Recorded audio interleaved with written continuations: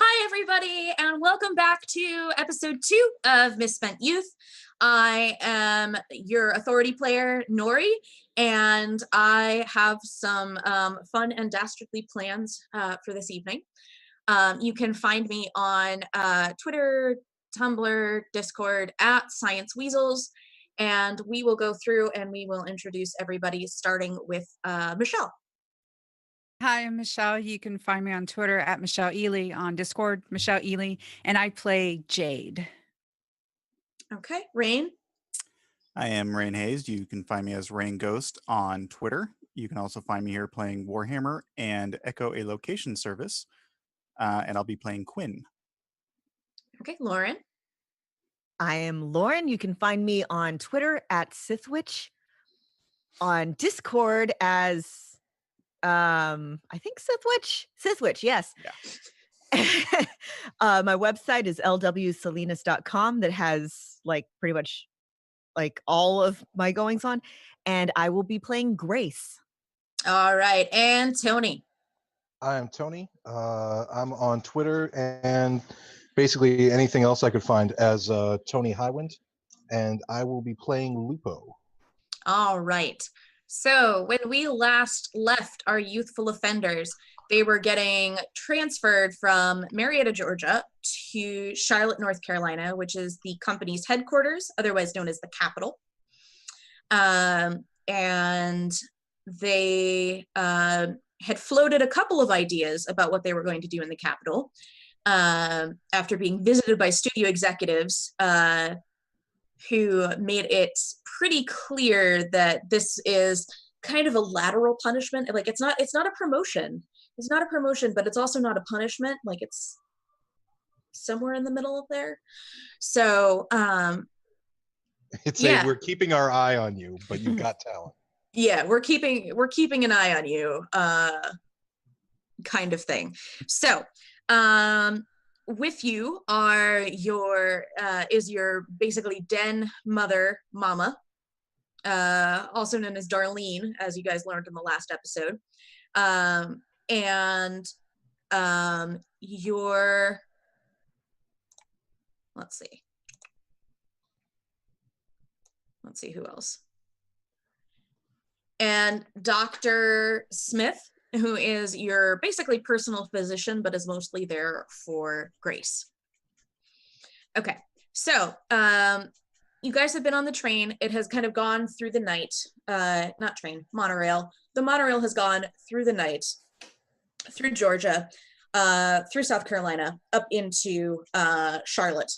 And as it pulls into the station, Mama puts a bookmark in her book, closes it, tucks it into her suitcase, and says, "All right, children, game face is on." Lupo instantly breaks into the biggest, toothiest grin you've ever seen.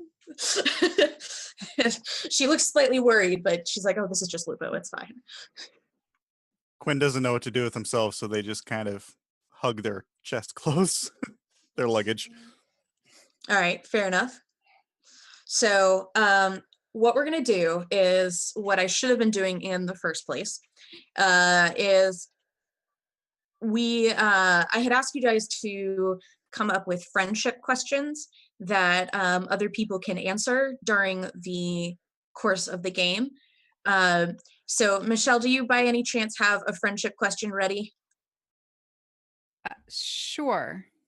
Okay, so what I'm going to have you do is ask that friendship question of whoever it's directed at, and that's going to set the first 5 seconds of the scene, and you get to describe those first 5 seconds. No pressure.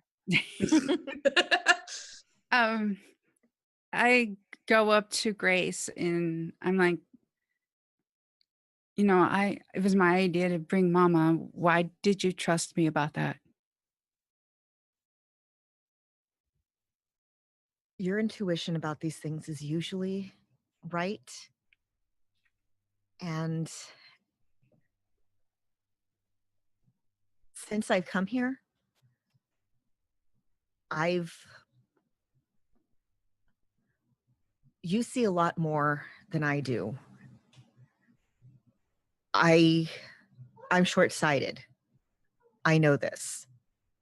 You're good at seeing the way things will play out in the long run. So I find it's a lot better to follow, much as it pains me sometimes. And it does, because you're so much younger than me. And much as I wish I like to see myself as more experienced, in this, I really do find that I have to trust you on these things sometimes. Thank you. You're welcome. All right, so the doors hiss open, and what is the first thing that everybody sees? Other than a kitty. Are we exiting, like, is it one of those like private underground, like the corporate thing, or is it more like a public thing where or are we going to go like out of the monorail into like company cars? Yes, the second one. You're gonna go out of the monorail station and into company transport. Are there like any regular people around, or is it? There are some, yeah. There are some commuters who basically had taken the red-eye monorail. There are awkwardly, there's a group of like teenage girls here, and they're holding a sign that says, "We love you, Lupo!" Lupo's face breaks for just a second, like, how did they? And then goes right back into the grin. So yeah, that is what's going on there. Your mission, if you choose to accept it, is to get through the terminal to the company cars. Yes, I guess we would stay together and walk to the cars. I Does put my anybody else have fedora back on. Yeah, I was about to say, does Don't anybody else have a split different the idea? I mean, by all means, split the party. It's just much easier to defeat you. I mean, what? Who said that? Authority? Where? For the moment, I'm just gonna follow Mama's lead Okay. and deal with any groupies as they show up. Okay. I'm going to position myself slightly in front of Lupo, which is, how tall is Lupo? He's 15 and he's gonna be tall, so he's about 5'9", 5'10". Okay, so it's a little ridiculous because Grace is a few inches shorter than him and a bit on the skinny side, but she's his minder. She takes her position seriously, at least in public. So she's running interference on the fangirls. Oh. I am beside Lupo, and I have done research, and I am to be mildly annoyed by the groupies. So I pretend that in my head I'm having trouble with a math equation, and I pretend that trouble is those girls, and I just kind of look at them oddly while I stand closer to Lupo.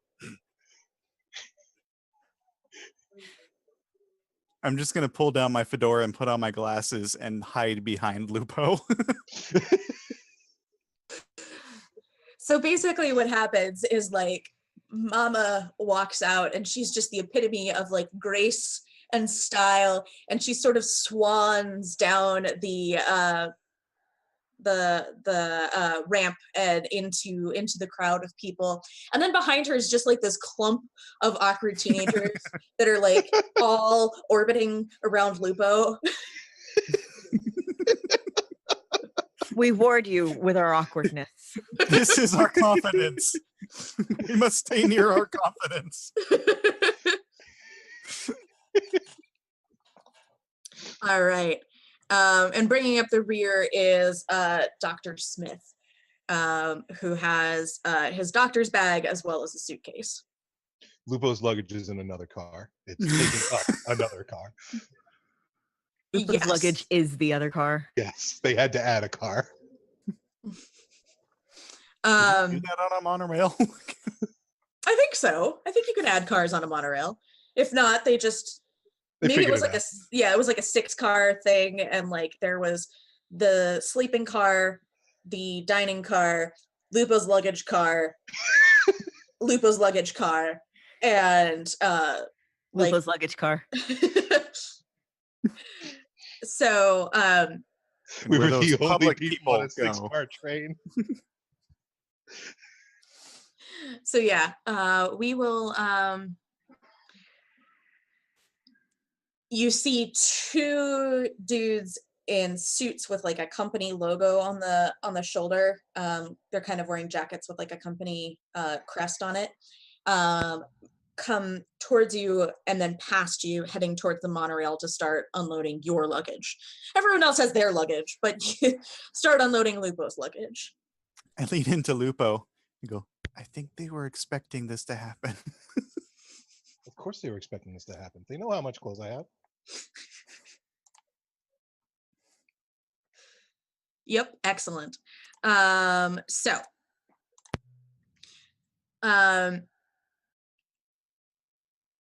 The cars, there are 2 of them, and they each seat 3 people. One for us, one for Lupo's luggage. Well, Lupo's luggage will be coming at a later date. These are just passenger cars. It's actually in another train. This is just going to be a running joke. Yeah. And Lupo's luggage. Yes. And also starring. All right.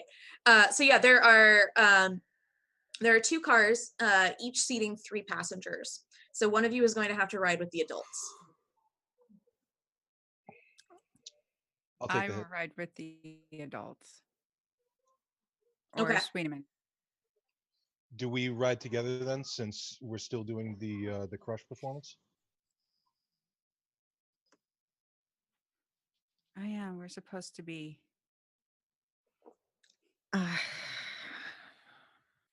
I mean, you guys can force one of the adults, like you can force adult, and then 2 kids, 2 kids. You can do that. I'm just gonna I'm gonna wait till Mama gets into a car and then slide into that car before an adult has a chance to get in first. Okay, so you're in the car with Mama. Yeah. Okay. I mean, it kind of doesn't matter. Like, the only way it matters is for appearances. So I feel like Jade and Lupo should be in the same car. And Yeah. then we'll just be communicating through glasses. Okay. And just to be a little ass, I'm gonna put my luggage on the seat next to me until one of my friends can sit down. Nice. All right. Lauren, you look frozen. Are you okay? Uh-oh.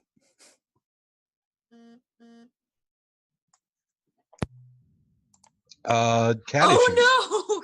The cat restarted her computer. That is amazing. That is. Trickfoot strikes again. Oh my god! Oh, that's amazing. That's incredible. How do you do that? Because cats are awful. Rubs against the button for about 30 seconds. Oh, All right. Well, Lauren will be back momentarily. Until then, so Mama, we'll say Mama, Grace and Quinn are in one car, and the doctor, Lupo, and Jade are in the other. Okay. And yeah.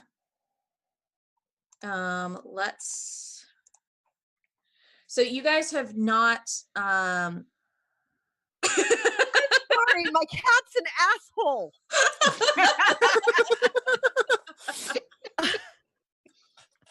all right. I didn't even think that was possible. He keeps doing that. Oh no. I'm sorry. No, it's okay. We put you in the car with Mama and Quinn. Okay. Oh God. Is the overlay okay? Because I'm seeing double. Yeah, me too. We're working on the overlay, I'm sure. Okay. Yeah, Huh? it'll experiencing technical difficulties. We will be back with you shortly. So, Shout out to the Welcome to the Party production people, by the way. Like, yeah, we have our producer Andy with us tonight, and we are super excited to have him because it is not something that my computer can handle, and not something we're going to trust Lauren with. See, not something we're normally gonna it's trust fine, Type. but there's a reason he usually goes in his little kitty bedroom. But we were like, oh, we feel bad for him. Let's leave him out. No. All right. It was a swift revenge. Thank you, Scott, for putting him in his little kitty bedroom. Thank you, Scott. Thanks, Scott. Thank you, Scott. Thank you. All right.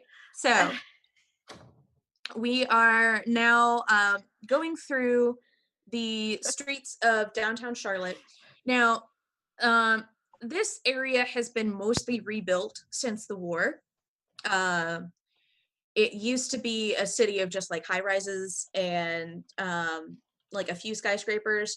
Now it is a city of like mega high rises, and they try and get as many people that work for Lion and Lamb in as small a space as possible. So it looks closer to the population density of like Tokyo or Beijing. Whoa. Starting to feel a little claustrophobic. Yes, Yeah. it is very claustrophobic. As you guys go down what you assume is the main street, the buildings rise up on either side of you, just towering over you as far up as you can see. Where are the green I spaces? don't like this. There are a couple of parks that have been left. One of them is a memorial park for victims of the war. So there's, like a big, not Confederate monument, but looks like a Confederate monument in the middle of the park, because I live in the South and I know exactly what that looks like.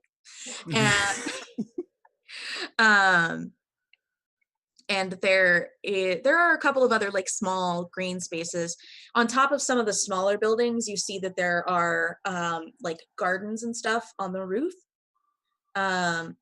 But other than that, lots of ornamental lions and lambs. yes. Like the L&L logo is everywhere you look. Jade is analyzing the height of everything and calculating the resources that must be used in such a dense population. So what is it? So that's the physicality. What does it look like in augmented reality? Oh, in augmented reality, it looks like there's a lot more green. There's a lot more like ornamental. Like all the doors have like different seasonal wreaths on them. So like right now, I don't think we set what time it is. Let's say that it's getting close to Halloween.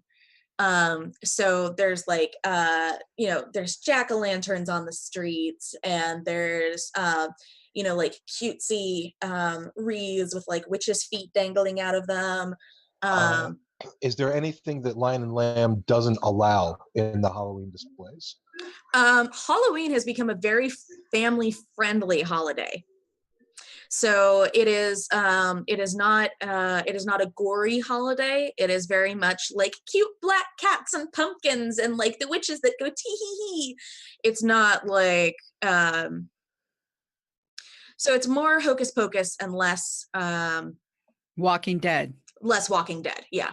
So I have an idea, and I'm going to put this idea out in our little darknet thing, which says, I can make this look really bad on Halloween, and I can do it right now. Lupo's gonna fire back. I'm planning on transforming on camera during Halloween. Like, let's plan this.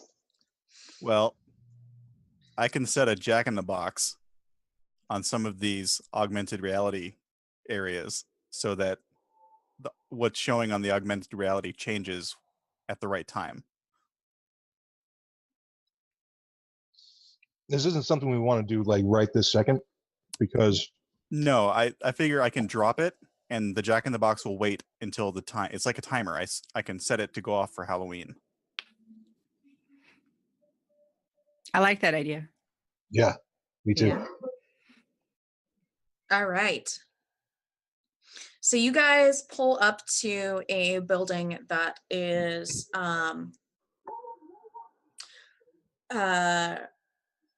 white marble. It's got a gate in front of it, which is very rare.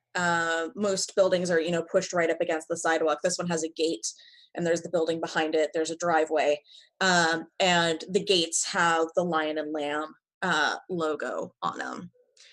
And the driver taps in a security code, and the doors open. So while we're on our way there,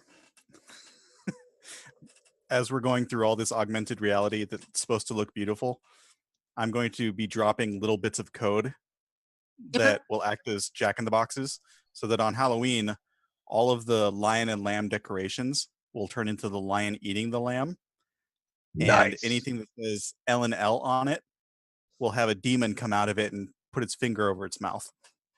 Ooh, I like it. All right. So trying to figure out what else we need to do here. So,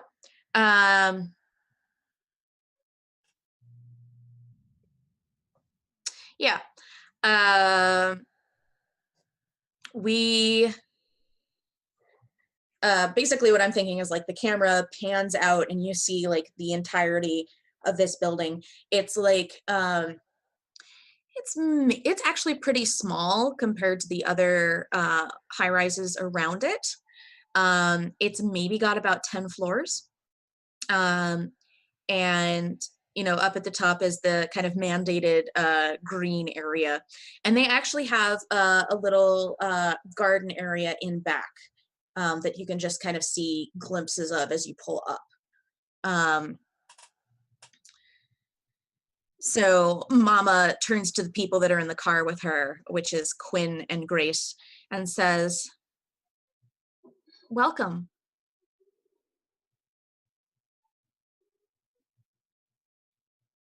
And she waits until the driver turns off the car, gets out, and opens the door for her. At which point she steps out and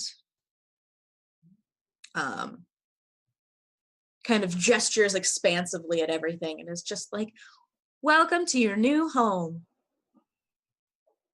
I step out and kind of look around, and in my head I'm thinking, I really need the schematics to this place.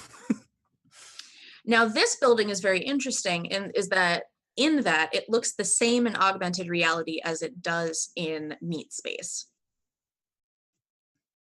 I am so tempted to just start spray painting the side of the building. Not yet. Not yet.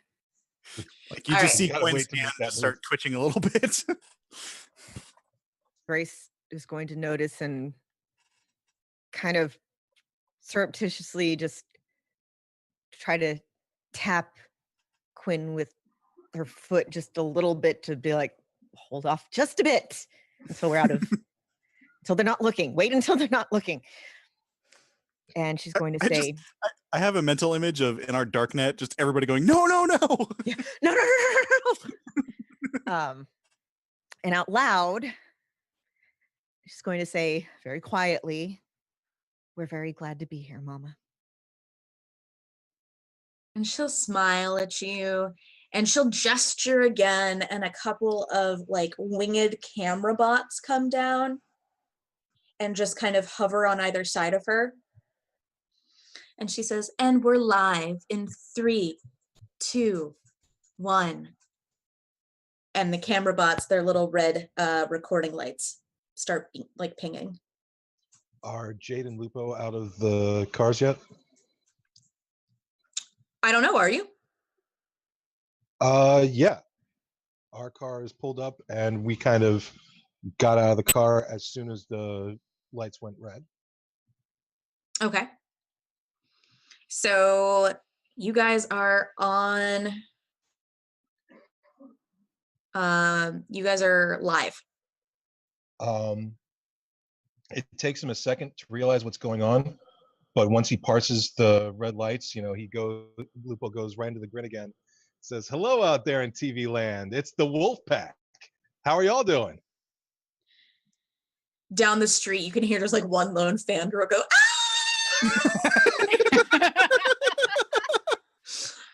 Since this is live, Lupo's gonna like look over his shoulder and then gesture back, with his thumb. She knows what I'm talking about.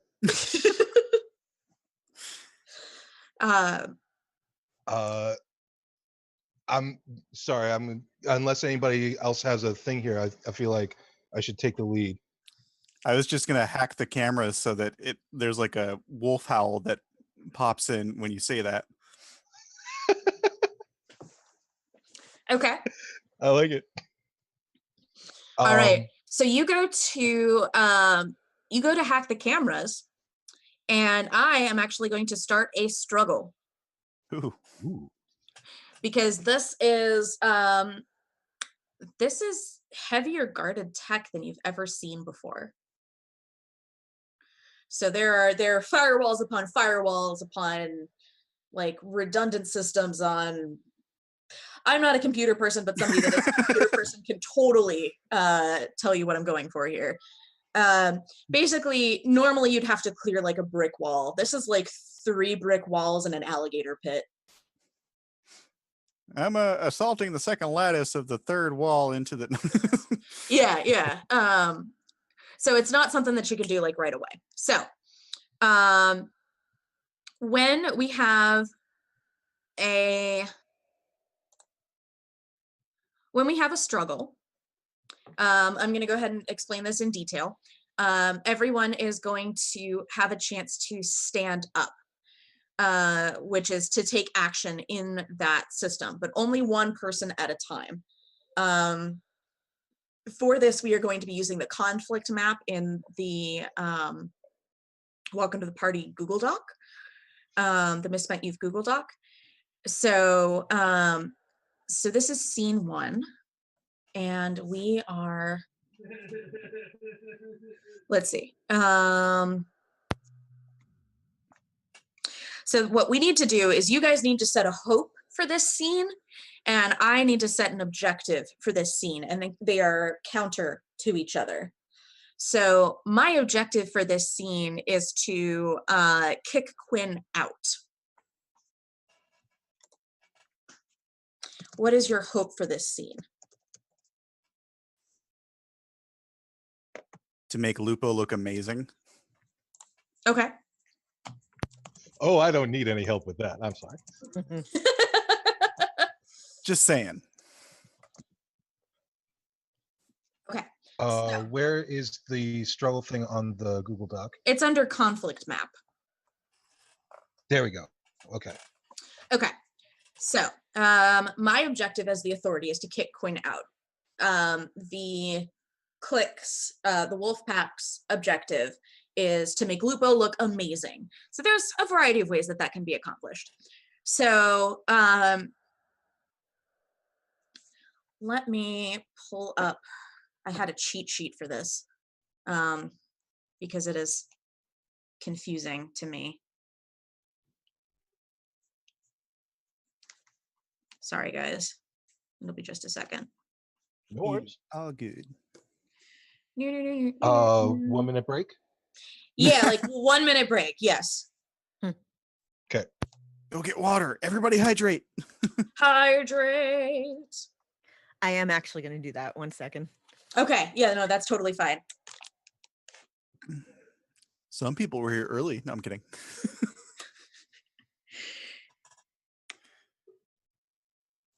All right. You know, if Quinn were more like me, he'd be a little shit.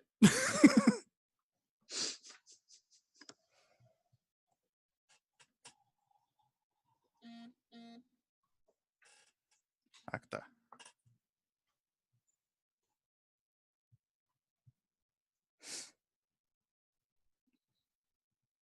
Boom, boom, boom, boom.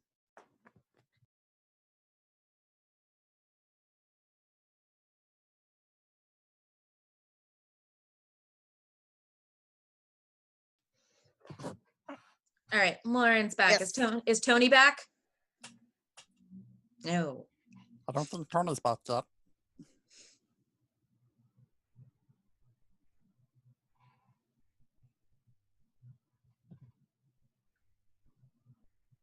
All right. So, Tony needs to hear this, so never mind. Because this is kind of important as to how everything goes down. So everybody right now can go ahead and in one of the free squares, write their name and pick a highlight color. So like the authority is going to be Barbie pink.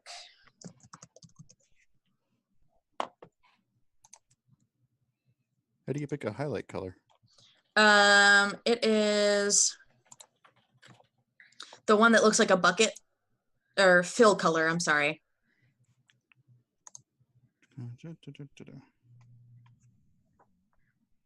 Grace makes sense to be green.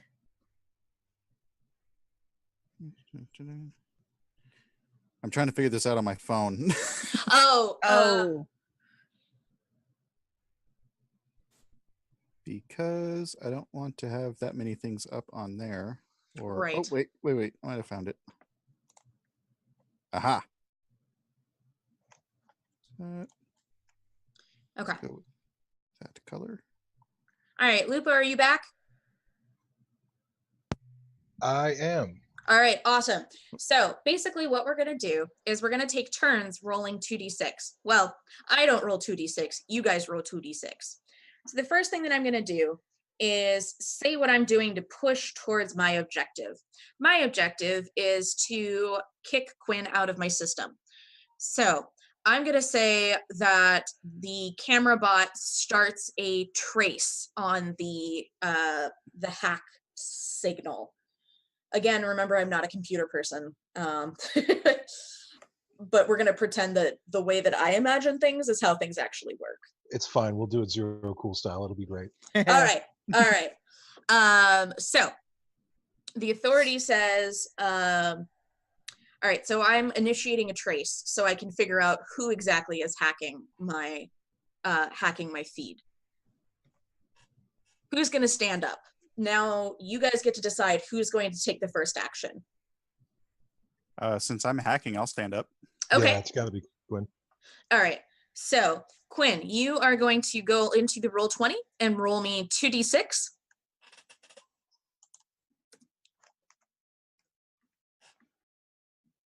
Ooh, very nice. So yours is 8. So that means that you get to keep that number. That number is yours. It's mine. That number is yours. And so I will make it. Bloop. All right. So now, once you have rolled the die, go ahead and pick the conviction that you are using to forward your hope. I'm going to use sneaky. Nice. All right. So now go ahead and describe what you're doing. So I, recognizing that this is a much harder system, but also recognizing that there are people like me that work for this system, I can kind of start to understand their patterns. Okay. It's like going up against White Rabbit. I can start to get a feel for it. When I do that, I'm going to learn their patterns and then try to blitz the system. Okay. All right. So we're going to say learn their patterns is what you do this time, and then blitz the system is going to be maybe one of your next rolls. Okay. All right. So one of the camera bots actually like physically recoils a little bit as it feels you resisting it. And let's see. All right. So now the authority is going to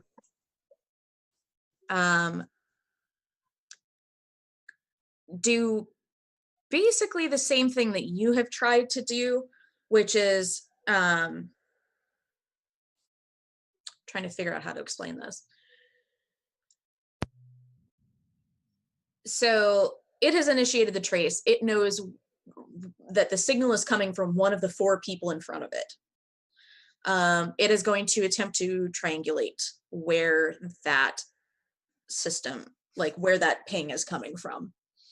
So I claim 7. The authority always claims 7 if the youthful offenders don't claim it in turn 1.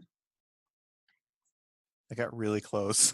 I know, you got so close. I was so like ready for you to claim it. Okay, and then I claim 1 other number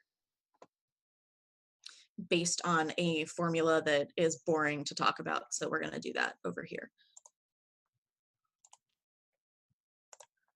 So I claim 3 or 11 and I picked 3. So now it is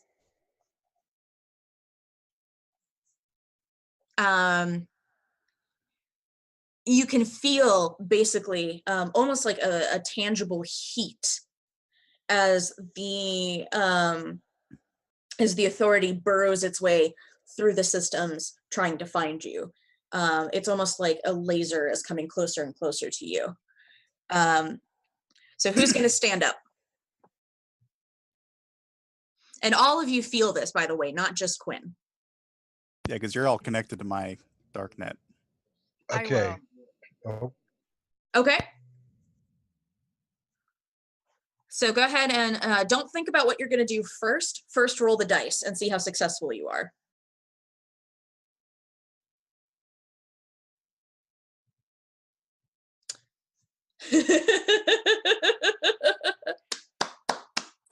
Oh, No, it's a good thing. It's super a good thing. okay. So there's only one way to win the struggle.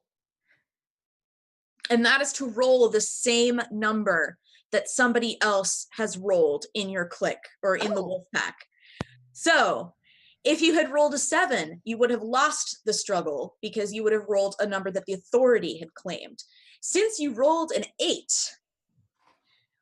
which is what Quinn had rolled, you win, but you win based on your connection with Quinn.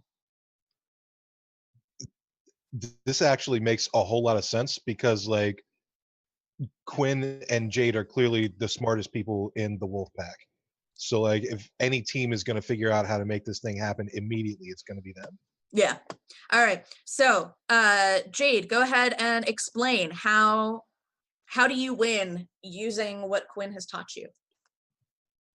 Well, Quinn and I have developed, we have developed a way to communicate over our dark net. I realize that it's being traced, and I use my knowledge of the algorithms of the system that I have been studying and of the company. And I actually am able to share the pattern and algorithm with Quinn, and together we're able to win. Okay. So, your hope at the beginning of this was for Lupo to look amazing. How does this make Lupo look amazing? For any of us or for Michelle? Yeah, for Jade.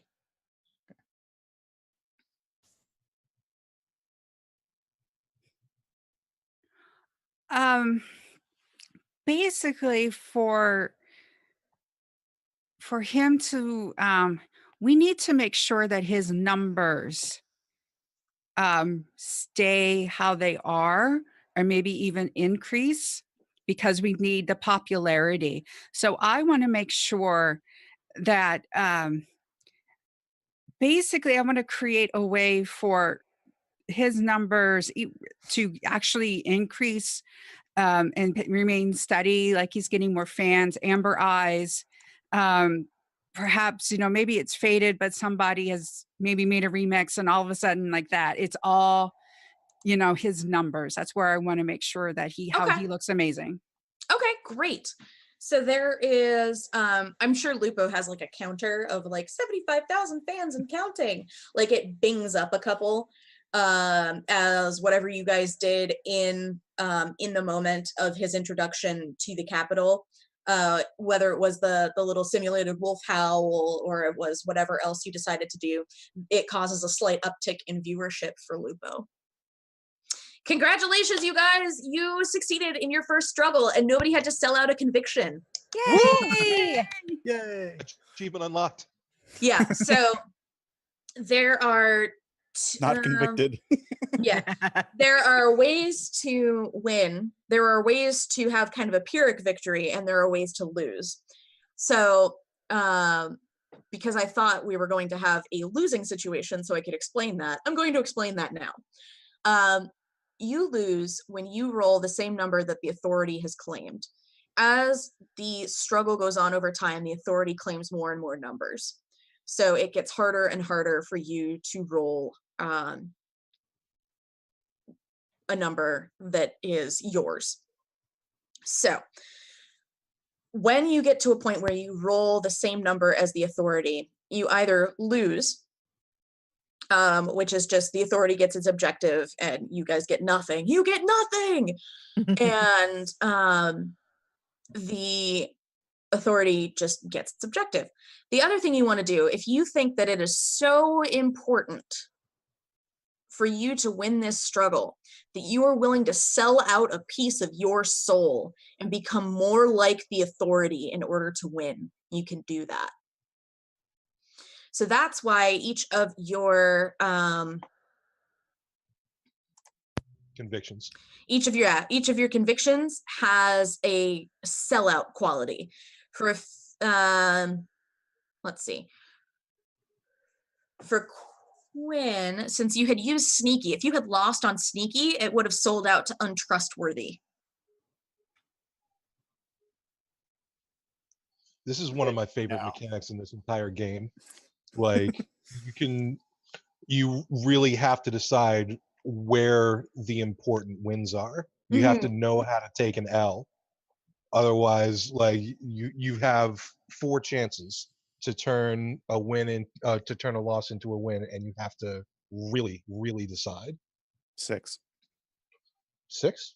Well, because you use your open convictions too. Well, yeah, but that last one. Yeah, the last one ends it. Yeah. If you sell it your disorder, it's done. All right. So, you guys have successfully like made a good impression on your first foray into the Capitol, and Mama kind of allows a frown to cross her face for just the barest hint of a second, and then she's back with her false smile, and she says, "I'm sure you all are waiting to see your new home." Yeah, let's check out the crib. All right, and then it turns into an episode of MTV's Cribs. And we are gonna kind of narrate over this a little bit because I want to get on to the second scene, but it is a fairly well laid out building. Like you can get schematics for it pretty easily, Quinn. It's kind of like the one that you lived in Marietta, and it's so each floor has a except for the first floor has a housing pod and something else. So like the first floor is offices and stuff, but the second floor there's a housing pod and there's the gym. The third floor there's a housing pod and there's the cafeteria. The fourth floor there's a housing pod and there's like the auditorium where they have like social nights and stuff like that. So there are 10 floors in all, and there are 9 housing pods, and each housing pod is enough for 4 or 5 people. because in the capital, your minder is supposed to stay with you. So 4 kids and 1 adult per floor. So you guys are on the 5th floor. The thing that is kind of that shares the floor with you is the auditorium. So the auditorium is where Quinn, you're on the 4th floor. That's where you guys are sleeping. The 4th floor is also the auditorium, where there's like previews of shows and like community fun nights and that kind of stuff. So they make sure to get your initial takes of like looking at everything and taking it all in, and then the camera bots go away. So for the end of scene 1, you guys are alone with Mama in your new housing pod. Excuse me. It's bigger than the one you had before. It's about twice the space. So you have on the inside. It is bigger on the inside. So you have more space. You have a full kitchen. You have a very comfy living room. And your beds are not twin size beds, they're queen size beds. So everything just kind of went like an order of magnitude greater. Moving on up. Yep. Lupo finally has enough room for all his clothes. Yes. No, I don't. There is actually a storage. There's a door next to your guys marked costume storage. Because they knew Lupo was coming. And they have made provisions. So, okay, then part of the cribs thing is Jade says, well, there's finally enough clothes for Lupo. There's finally enough room for Lupo's clothes. Lupo says, no, there isn't. And then he opens costume storage and kind of gets a good look inside, closes the door and says, yeah, okay, maybe there is. Yeah. All right. So that is the end of scene 1. We'll close it for there and move on to scene. Did we get to the question? No, we did not. We did not get to the question. Let me pull we up. sort of did, because we did trust Jade to help me with the hacking. We did. Yeah, but that's not the catch. Right. Like, That's true. us being live when we get to the Capitol is unexpected, but also kind of expected. Like, we were supposed to be on a show. They were, sending us to the Capitol to be on a bigger show. So we still don't know what the catch is. The catch is actually going to be in. Let's see. The catch is going to be in scene 2. Okay. So, this is just getting you guys used to your new surroundings and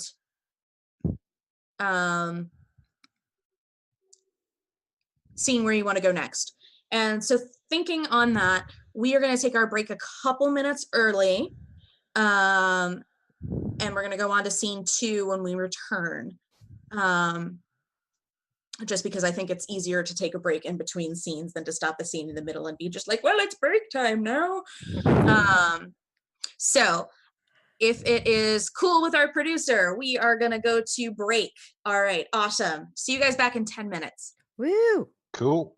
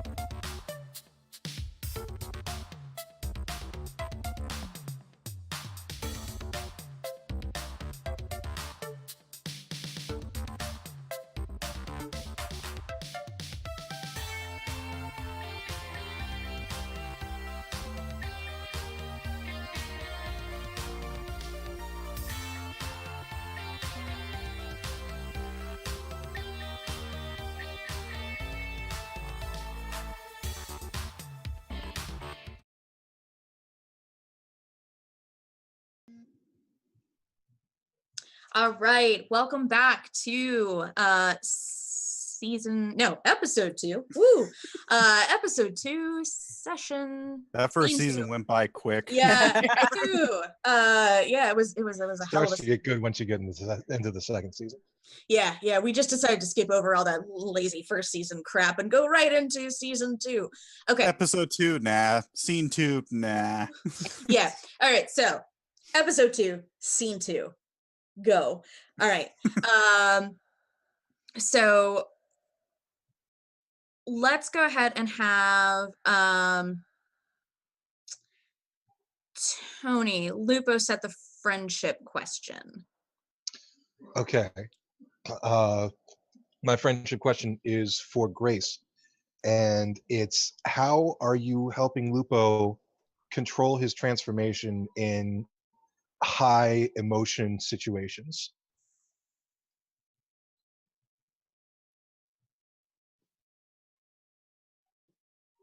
Grace has no idea. No, I'm trying to put it into words. All you need is love. I know that Lupo's transformation is a very important part of him, and that he wishes he could show it more. But sometimes it's not safe. And to try to help him out, I'm trying to help him control that. So I'm trying to help him visualize it. For me, when I think of trying to keep my anger under control, because I know I need to seem like somebody who's been properly beat down by the authorities, I do a lot of counting. I do a lot of breathing. And I don't know if counting, if breathing always works for Lupo, or if maybe visualizing the wolf walking next to the human, or the wolf in the background behind him instead of forward. But I separate. think, yeah, the wolf separate until needed. Something I'm visualizing.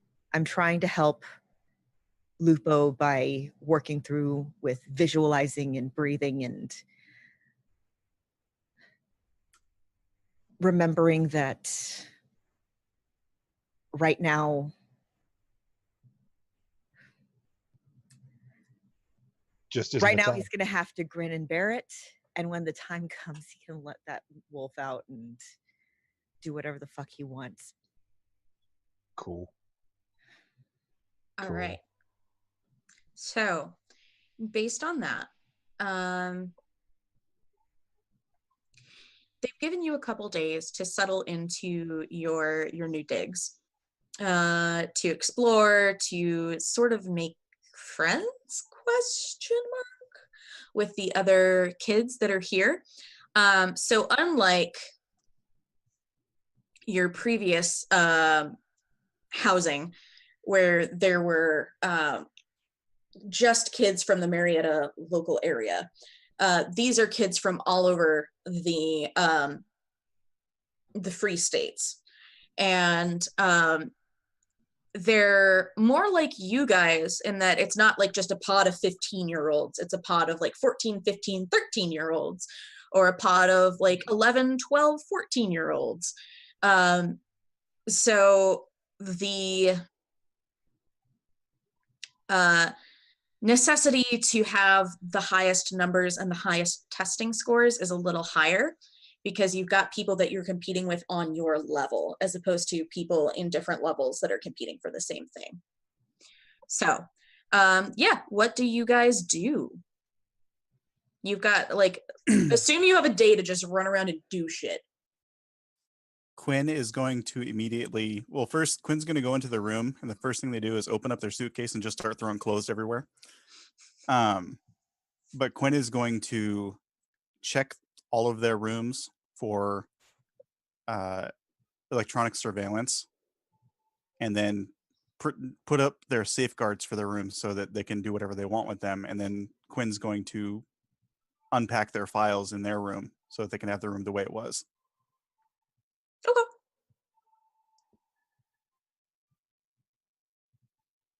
And probably spend some time studying security, because that was that was unexpected. Yeah, security is going to be a little tougher from now on.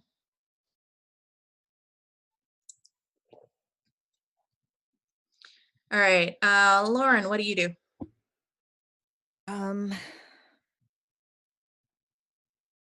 So I presume they've been here for a couple days before they get the day to themselves. Yeah. Okay, so for those days, Grace was waiting to see just kind of how much leeway they were given. If they're given kind of enough, she's going to start growing plants in her room again. Start small, see what she can get away with. And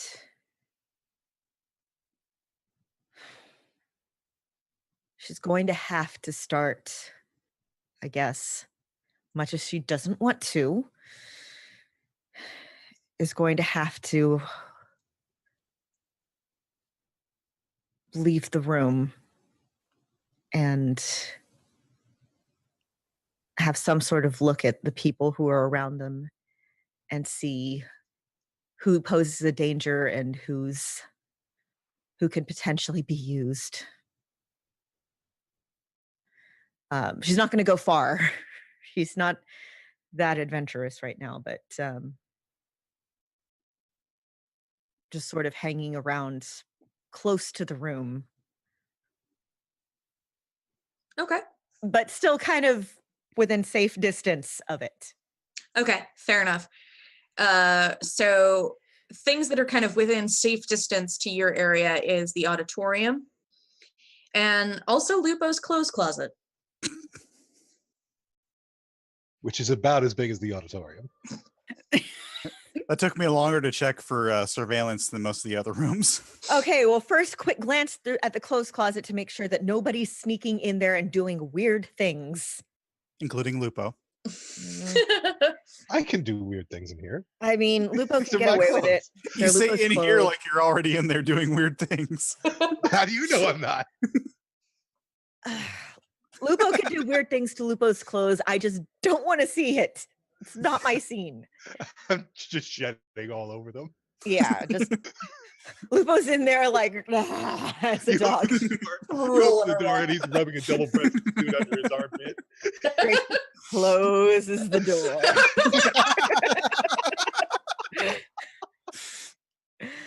Oh, how we devolved. And then Yeah. Scene I two, guess- everything's on fire, but Lupo has a snappy dresser. and then assuming that no fangirls are in there doing illicit things to Lupo's wardrobe, or fanboys, but it's a bit riskier for them, I'd imagine.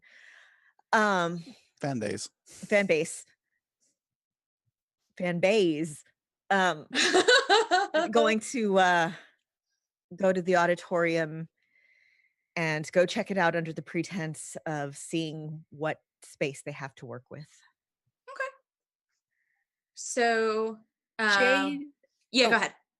Jade, of course, has put her room in order, and she knows that Grace is comfortable just on the floor they are.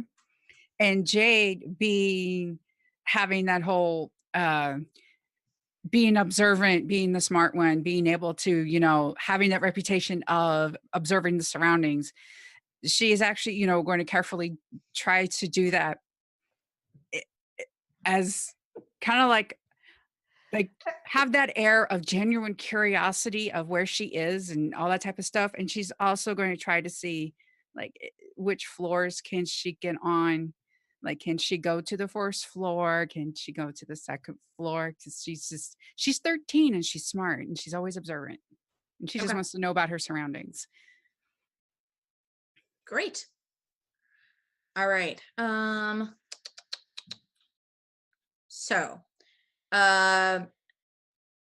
Lupo, is that actually what you're doing, or are you doing something else? That's on the first day. The first day is when we're like getting used to is when I'm shedding on the clothes. You said we had a backyard, right? Yeah.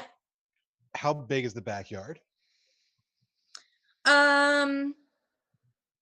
Think like a typical suburban lawn. Oh, damn it. Okay. On his day off,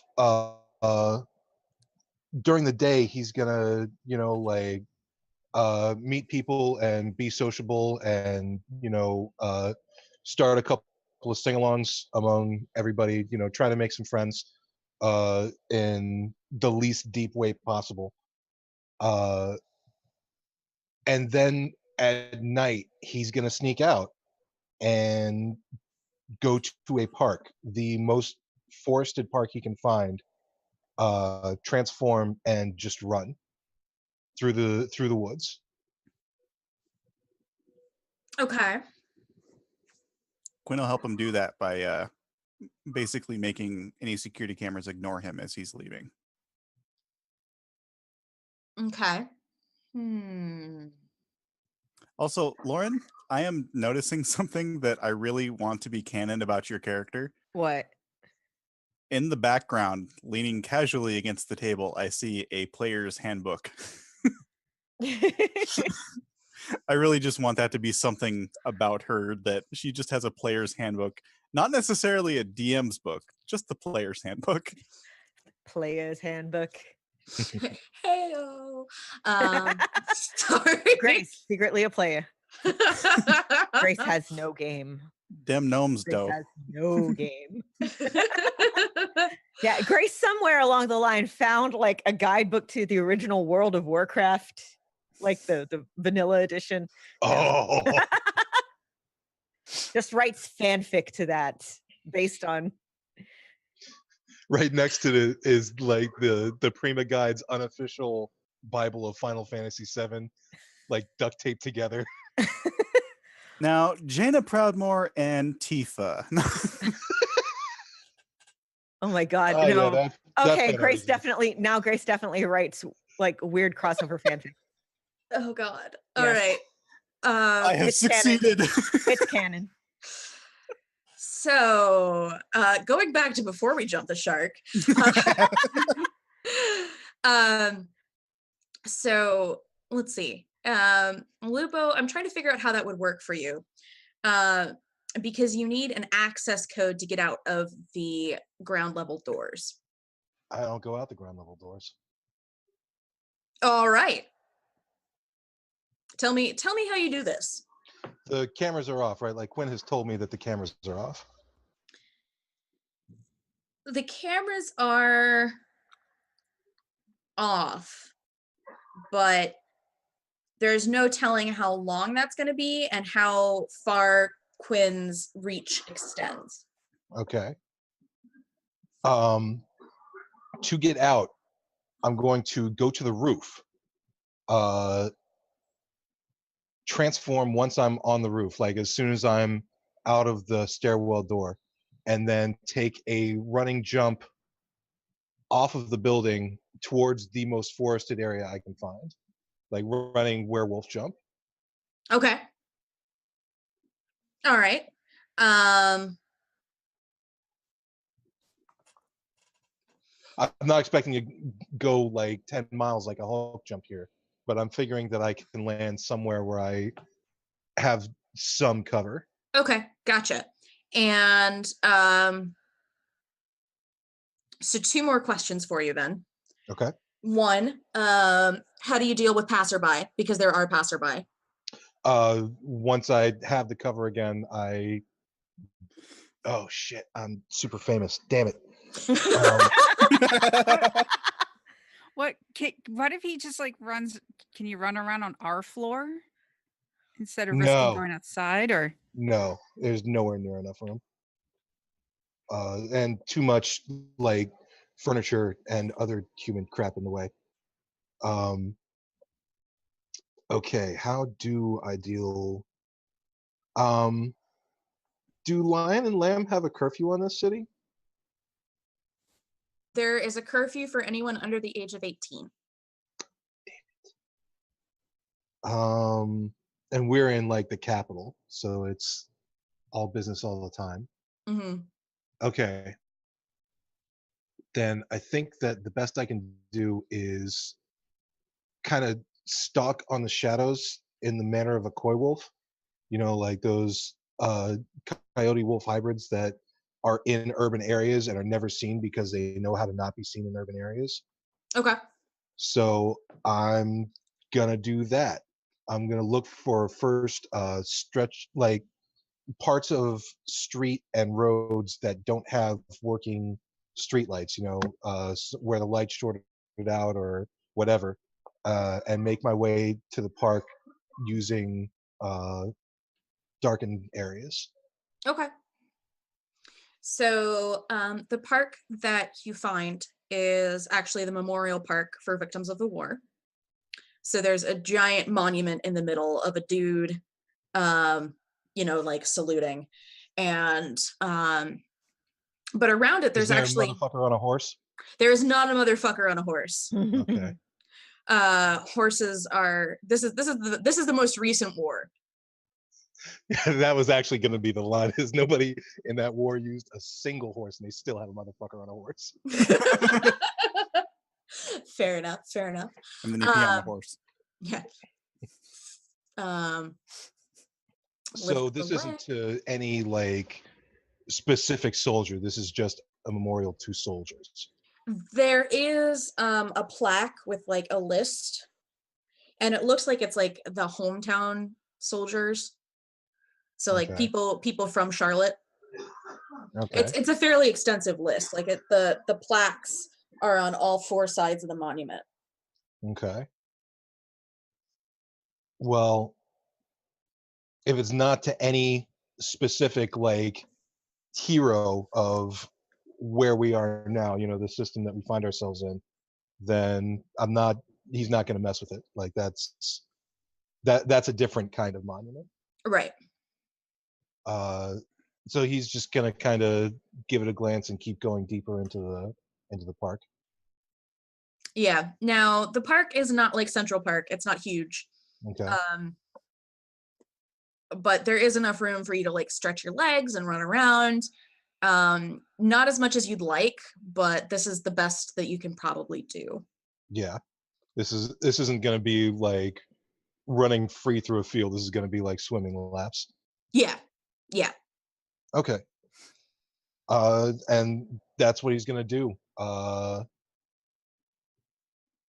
And he's going to lose a little bit of track of time because it's been a long time since he got to, do this. It's been a long time since he got to just let loose and be the wolf without it being a special effect or something that somebody had some kind of control over, someone other than him. Mm-hmm. So,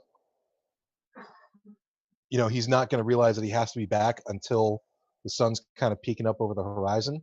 Okay. And he's going to kind of panic a little bit and run back because he knows that he has a very short amount of time between when there's practically no cars on the road and he can kind of sprint, and 20 minutes from now when the first commuters are going to be starting and Right. reporting, hey, there's a giant bipedal wolf in the road. Hey, hey, hey. I think they're filming a movie. Hi, guys. All right. Or maybe it's more like, hi, guys. All right. Good, good. Okay. So how do you get back in?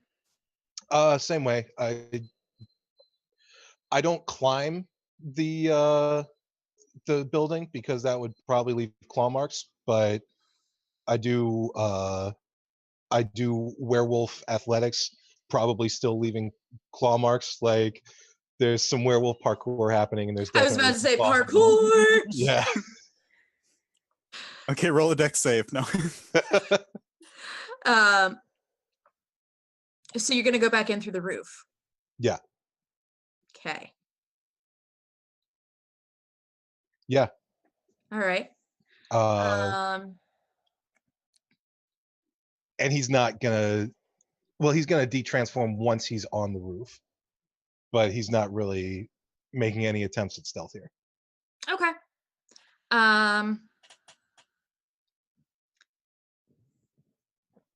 Did you tell any of your pod mates that you were going out? Yes, I told Jade and Quinn and Grace. Okay. So everybody. Yeah. Yes. I mean, I had to tell Quinn, and I told Jade and Grace because, best practice. How bad for just telling Quinn? Also that, Okay. yes. Yeah, All let's right. face it, Jade will be angry if you don't. All right. So I'm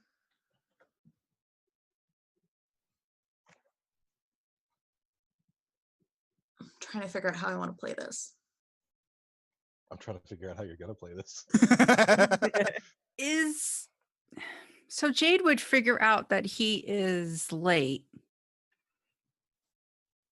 And she's been roaming around. Is there any way that let's see.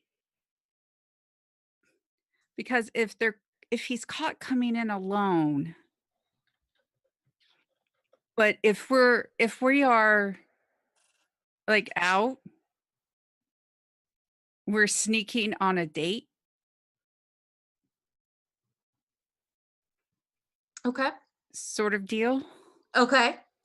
So I'm Yeah, going to but- say that when you parkour your way up to the roof, Jade is waiting for you.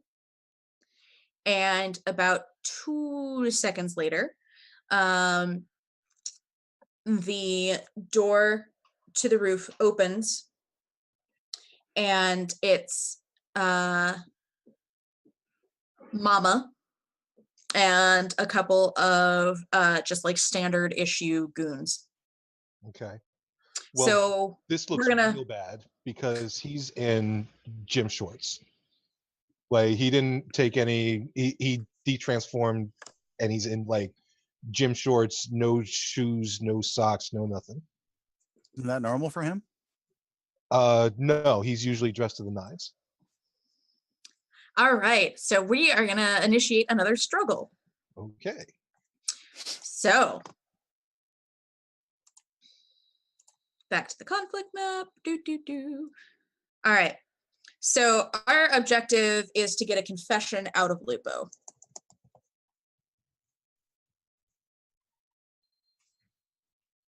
What is your hope in this scene? Between Jade and Lupo, go ahead and figure it out.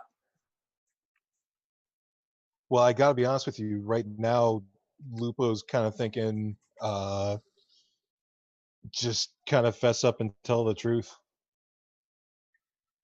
Okay. But like, what is your pie in the sky, everything goes perfectly idea? The pie in the sky idea is that they say, oh, well, of course, you've been cooped up for a while. You had to stretch your legs. nobody saw you. It's all fine. We understand. What if you were trying to impress Jade? Mm, Because we're supposed to have our romance. that is true. And she's young and right. Okay. Then I guess the hope is to pass it off as just your average youthful indiscretion, trying to impress his girlfriend, except he's a werewolf. I can't spell, but that's fine. Okay. So, authority. Mama's gonna step forward and say, in kind of like a chiding tone, "Now, Lupo, where have you been?" Oh, Mama. Well, wait. Hi. Wait. Okay. You gotta say that you're standing up. Oh, yeah, I'm standing up. All right, you gotta roll. I gotta roll. Roll a 7. It's Why all are eights we today. rolling It's eight? all eights tonight. Oh my god. To be fair, they are different 8s. They are different Yeah. 8s. All right, so Lupo claims 8. All right. So now go ahead and tell me what you're doing. Oh, hi, Mama. I wanted to impress Jade. I wanted to show her how fast I can really run, and I can't really do that here. Auditorium's too small. I had to get out. We had to get out. I'm sorry, Mama. All right. Sorry, let me go back to my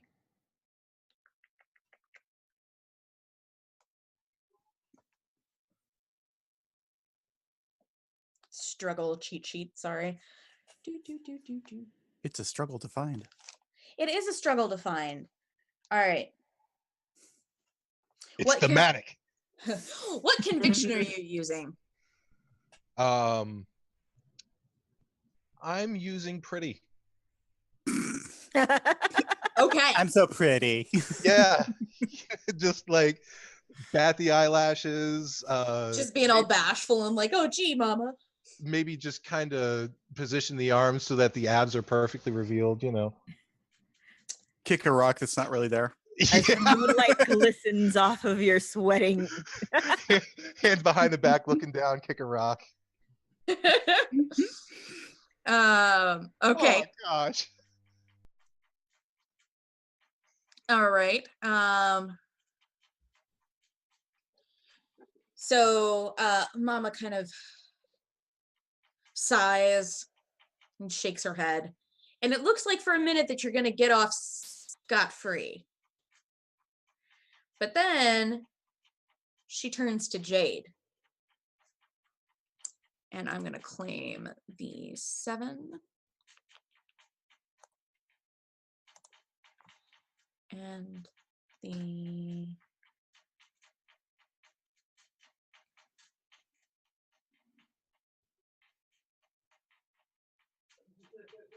3. Sorry about that. Okay, so, and she turns to Jade and she said, "And you thought this was a good idea? Jade, my darling, you're supposed to be smarter than that." Who stands up?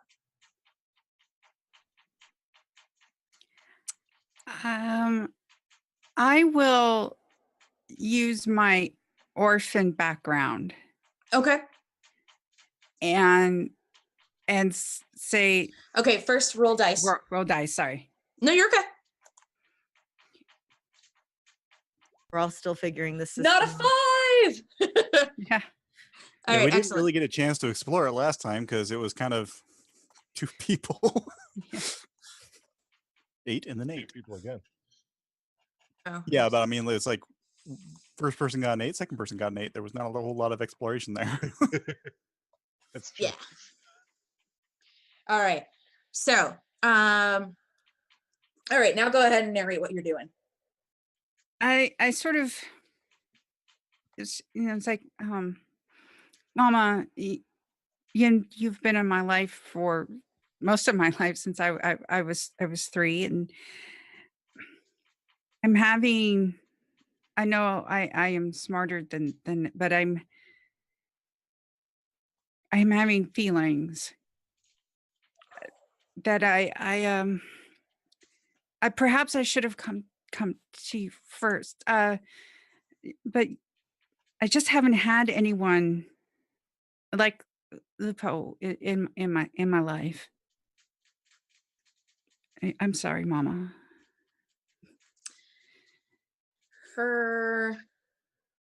You can tell she kind of melts a little bit because she does have a soft spot for you.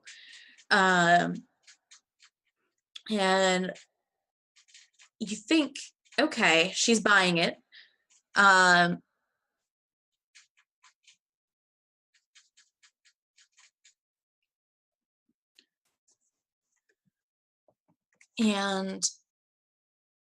she looks like she's about to be like, oh, well, children will be children. But one of the faceless goons behind her steps up and whispers in her ear. And her face hardens. And she says, I forgive you.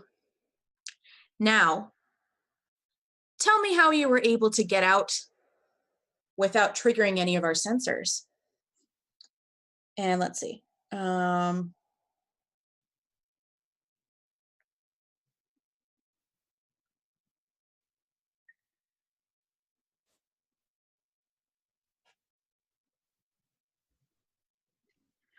So then I claim the worst available number, which is 12, because you can only reach 12 by getting 2 6s. All right.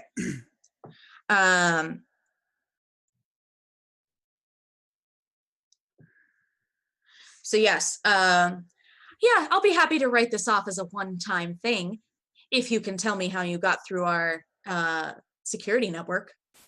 I'll stand up. All right. Ooh. At this point, Roll dice. okay. Well, Grace is going to come hustling out, but yes, I'm gonna roll Everybody dice. hustling. It's 2d6, right? Yep.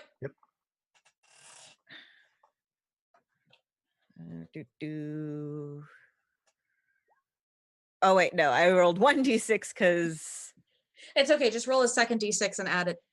There you go. You got a 5. Holy shit. Awesome. That's a good thing. That's a good thing for you.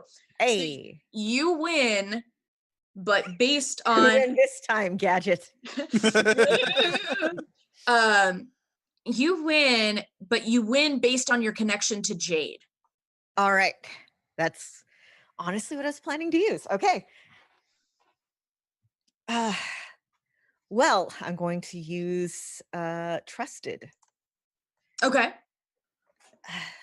At this point, Grace comes hustling out and she's wringing her hands. I'm wringing my hands. Oh, Mama, I'm so sorry. I probably should have come to you with this earlier, but it seemed so important to Grace. She's been talking to me about her crush on Lupo, and I remember being that young, and I was just trying to help her, and it seemed harmless. I'm so sorry. I was keeping track of it, and then I had to wander off to use the facilities, and I'm so sorry, Mama. I would have talked to you as soon as you came in, but I'm so sorry. I won't let it happen again. I swear. I'm so sorry. All right. So, yep, that was enough for it to be. So Mama kind of relaxes and she waves, and the goons kind of disappear back down the back to the doorway. And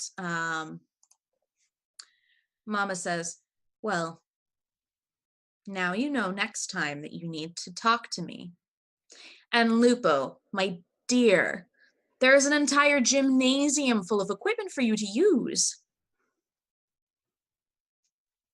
I will, but you know that's not enough for me to run. The company is not in the habit of making allowances for people's disabilities. I'm gonna need to roll 2d6 for that one. Did you want to start another struggle? Hang on. It didn't land on 3, 7, or 12, so he keeps his cool. Okay. I'm sort of I'm starting in the dark net go, try to remember Grace's, calming and such like to him. Yeah. everybody can see Lupo's breathing. Yeah, adjust. Grace's little flower avatar is like breathe, but the flower avatar is hulked out right now because Like he starts breathing really rhythmically, like through the nose, out through the mouth. His teeth are kind of on edge. And after an allowable pause, he gets out, "Of course not, Mama. That's why I tried to help myself."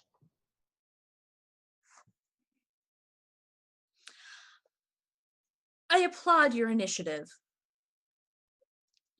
But the next time something like this happens, it will have to be a strike on your permanent record. I understand, Mama.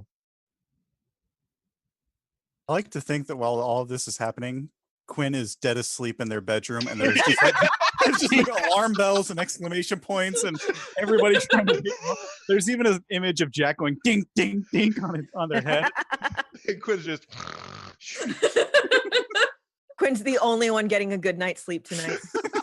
That's beautiful. I love it so much. Yeah. All right. So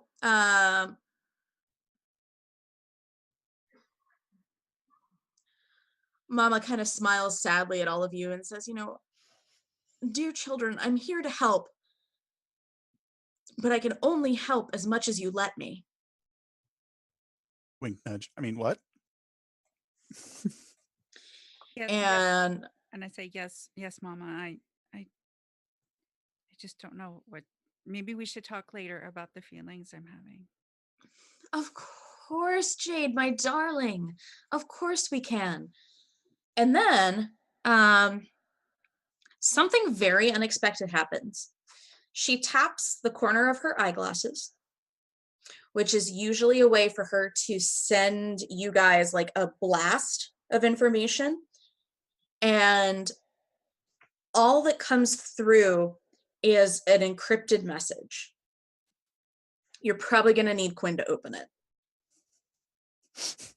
Quinn is dead asleep right now. And then she turns on her heel and she walks back into the building and down to her bedroom, and you assume that she's going down to her bedroom to go and get like at least an hour's worth of sleep before the day starts. I'm going to say we're following, and yeah, I'm going to say out loud for the benefit of Mama and the goons. Well, after that, I think that we should follow Mama's example and get a good night's rest ourselves and stay out of trouble. And in the dark web, I'm going to say, I am going to wake Quinn the hell up to see what was just up with that. Again, there's Lupo doesn't see any of this, by the way. Like, he doesn't have the glasses on. He was. Yeah. Yeah. And again, Jack is just like ding, ding, ding, ding. All right, great. All right. So do you want to wake Quinn up now? Yeah. Yeah, I'm going I still think it's a good idea for all of us to go to our bedrooms and communicate through the little dark web. Yeah. But I'm going to send a vine through the ceiling vents, the ceiling tiles and I stuff. thought you meant I thought you meant a 5-second video. Oh yeah. That too. uh, but they were roommates. I'm gonna send a plant vine through, and it's just gonna start poking. Poking. After a couple pokes, it grows a thorn.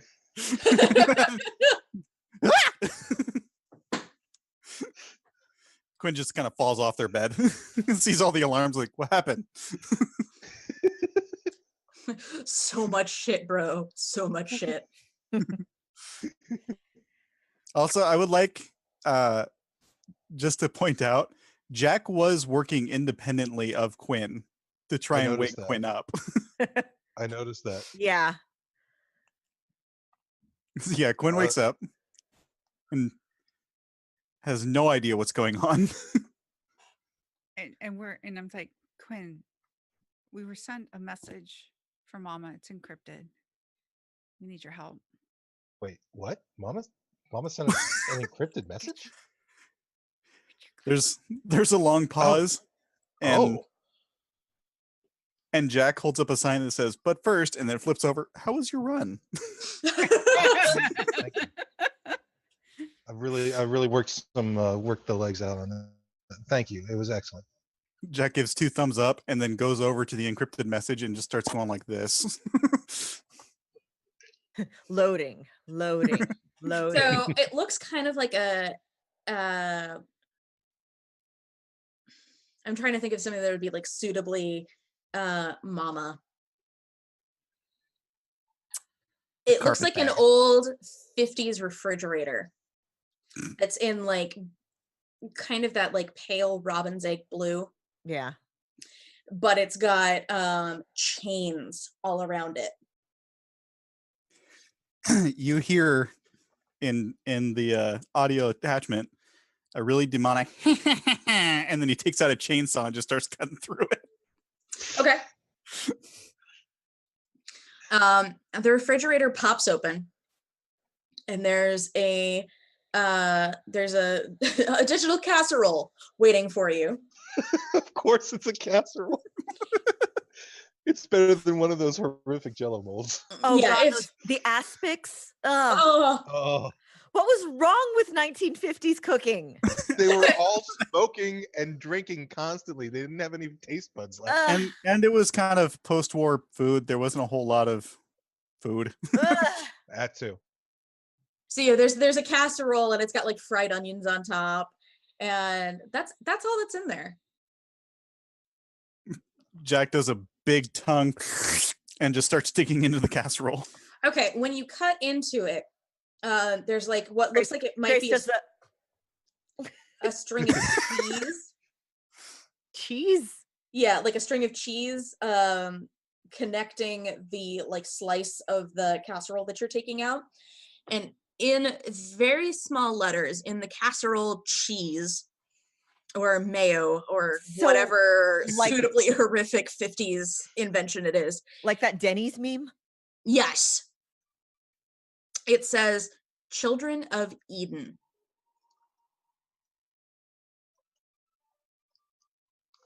Take another slice. Another big tongue and it takes another slice. Nothing else. Just Children That's of Children Eden. of Eden. Mhm.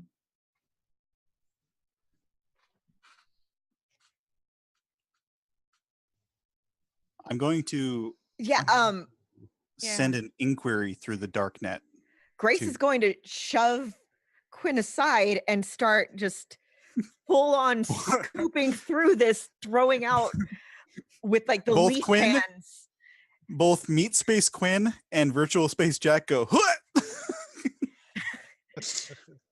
Like just trying to find if there's anything else in here, like lifting up layers of whatever. It's And like Jade, Jade is like looking at the refrigerator, trying to see if maybe there's anything in the front, in the back, in the door. And Lupo's just standing there, furrowed brow, like, is she just messing with us? That doesn't mean anything. Lupo has not read scripture. So there is, interestingly enough, there is a socket in the wall, and it is very clearly, the fridge is very clearly unplugged.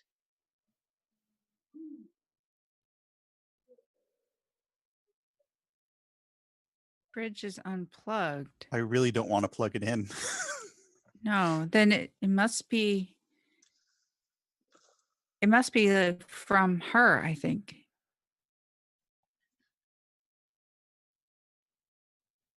What must be from who? From Mama.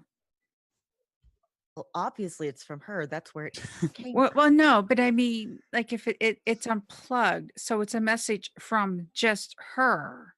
Children of Eden unplug? Lupo's going to Jack? roll his eyes, walk over, and plug the thing in. Jack, while he's doing that, Jack suddenly turns into Yu-Gi-Oh!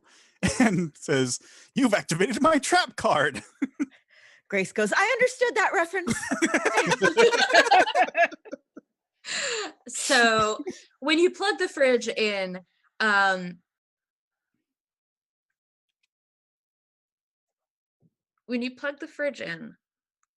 all the lights in dark space turn on. Uh-oh. And then turn back off again.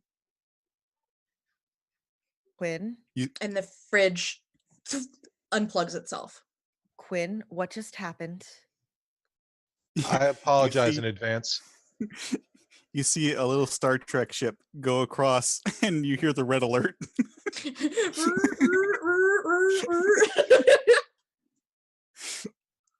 And Jack's riding on top of it.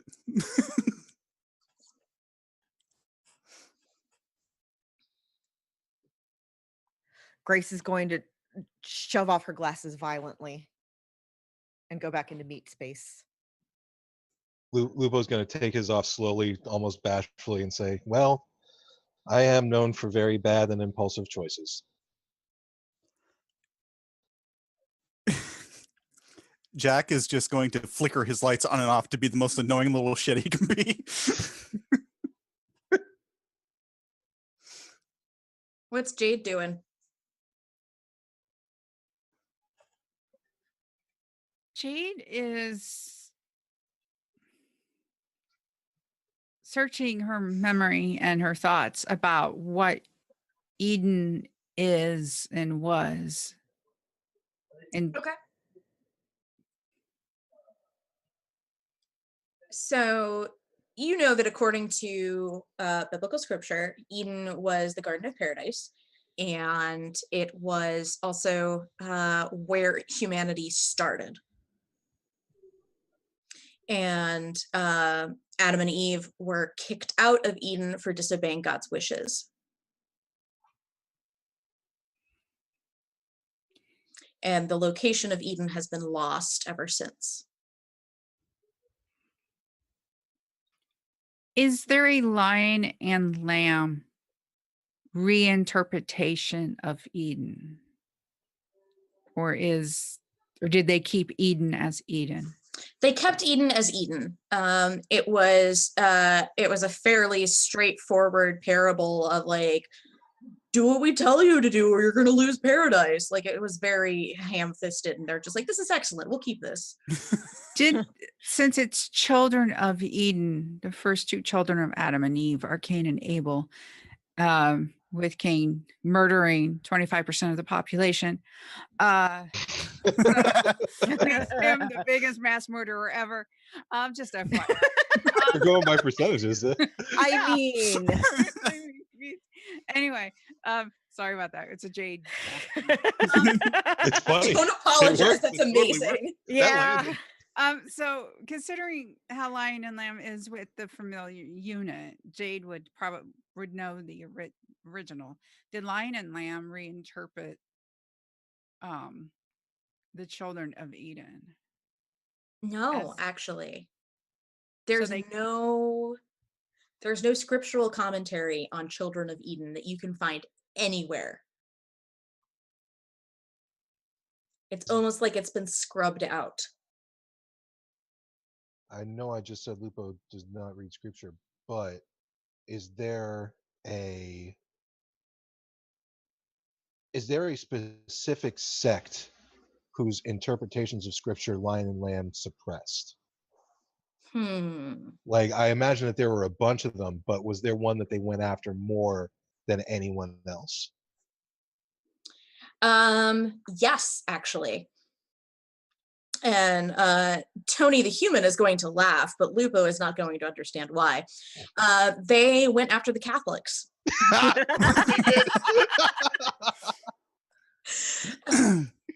For those of you playing along at home, the thing on the wall behind me is my thing from it's my official writ of pilgrimage from taking a Catholic pilgrimage through Spain.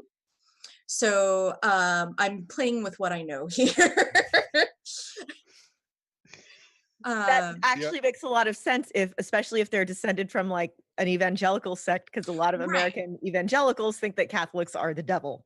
Yes. Yep. So there's that. Jack Chick. Yes, there's that. With our moon cookie god. Yes, there's also the Mary worshipping hedonists. Yes. There's also the pay allegiance to Rome, which didn't sit well with Lion and Lamb. So yeah, Catholicism in the Free States has been pretty well suppressed. The arc of history goes from the Catholics being the bad guys to the bad guys oppressing the Catholics. In a very broad sense. I'm thinking about what I just said. That was very, very wrong. Ignore me. Ignore me. Ignore me. That was a weird one. Quinn wants to make an inquiry to see if there are any associations between Children of Eden and children who have exhibited superpowers. Okay. Amusingly enough, there's a 2-act musical by Stephen Schwartz called Children of Eden. Were they superpowered? No. Yeah. It's a musical based on the book of Genesis with no superpowers other than those found in the Bible. All right. So all the superpowers? All of them. So Except eye lasers. They didn't have eye lasers in the Bible. They did not. God did. No. He could smite you down with a look. God doesn't count. God is omnipotent, omnipresent, and apparently omnipowerful. I say that as a pagan. Just fair enough. Fair enough. Okay. God is a pillar of fire. God does not need lasers. What does God need with nobody a said starship? anything about need. Okay, good point. We didn't need any of this. It's just we wanted. Maybe he just liked lasers. It was a really cool invention. They're going to use it for millions of years. It's going to help with space travel. Why and not? You can have a rave. Okay. Now that we have thoroughly derailed the plot, there is one reference that you can find. It is a flyer, just like a straight up like digital broadsheet that is pasted on a lamppost in a corner of the dark web. And it says Children of Eden, and then it gives a phone number, and the phone number is local to Charlotte. Jack's going to take a snap of the sheet, and so that they could keep the phone number. And then since it's part of the dark web, does it have origination signal? This one does not, no. Jack's going to find out how they could keep the image up without it being attached to an origin, because Jack wants to learn that trick. Okay. It looks like what they did is they implanted a tracker in an actual physical piece of paper and set that up in a location in meat space that corresponds with that corner of the dark web. Jack's going to file that away, and the way he does that is he's taking pictures of it And then when he pulls out the Polaroids of the pictures, they turn into blueprints. He rolls up the blueprints, puts on a hard hat, and walks out of the view. All right. So it is almost 10:30, guys. Did we want to play until 10:45, or did we want to go ahead and rest it here? Because I think this is pretty good. We've got a beat, we've got the revelation, we've got a question. What is the Children of Eden? Did we find out what the catch is? Mama giving us a hint to the Children of Eden. There has to be a catch with Mama giving you the information. Yeah. But the question doesn't have to literally be what's the catch. The question could be, what are the Children of Eden? I mean, I don't know. It just feels weird to me. Like, Well, like there's obviously more going on here than we expected. We expected to come in and wreak havoc, and suddenly there is layers of shit that we don't know about. I feel like it's one of those things, I feel like, where we went in there expecting to be the only ones, and maybe we aren't the only ones walking in there expecting to blow shit up and burn shit down. we're probably the only ones expecting that. But I feel like now the catch is that we have to figure out like what our show is, as well as unraveling this mystery. Well, okay, so in the first episode, we set the question, and the question was, what is the catch? Right. And I'm just trying to, I'm sorry. I feel like I'm being an asshole. No, you're fine. You're fine. I'm just saying that they're two different things. The question and the catch are two different things. The catch we don't have to figure out right now. Okay. Just the question. Okay. I thought that was something that we had to like wrap up. No. Okay. Then never mind. We are all learning as we go. Okay. Yeah, no, this is a new system for all of us. I appreciate everybody's patience. I think we're gonna wrap it here. I think this is a good place to end it. Because I have to go back to work tomorrow after a 3-week vacation, and I am super not looking forward to it. I've been in a car for 4.5 hours today. No! Okay, so once again, thank you everybody for tuning in. Thank you, Castle Mac, for the raid. And once again, we will raid you right back. Yes. We let's see. My name is Nori, aka Science Weasels. I run the Authority here on Misspent Youth, and I have a lovely cast of players. I have Michelle, who can be found at Michelle Ely on Twitter, Michelle Ely on Discord. Okay, and Rain. You can find me at Twitter as Rangos, surrounded by X's, and you can find me here playing Misspent Youth, Warhammer, and Echo, a location service. Okay, and Lauren.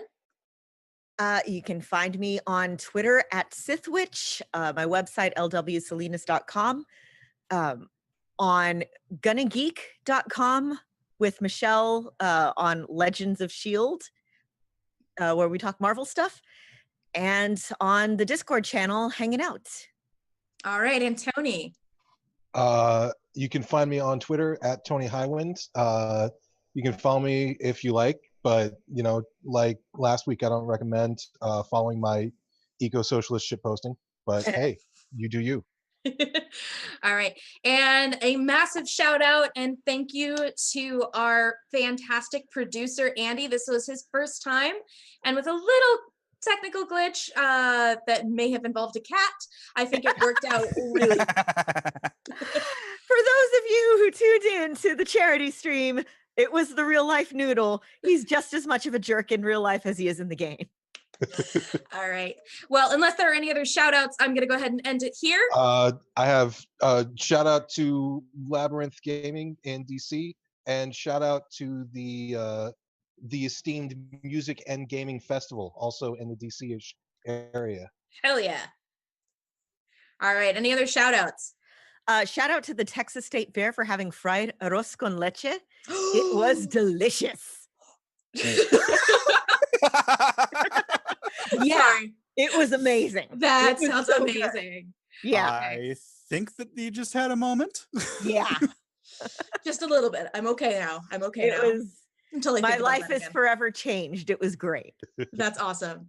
All right. So thank you everybody once again for tuning in, and we will see you next week at 8:30 EST for the next episode of Misspent Youth. What is the catch? What are the children of Eden? And are our characters alone in their struggle? All right. See you guys next week. Bye. Burn it down. Burn it all Burn it down.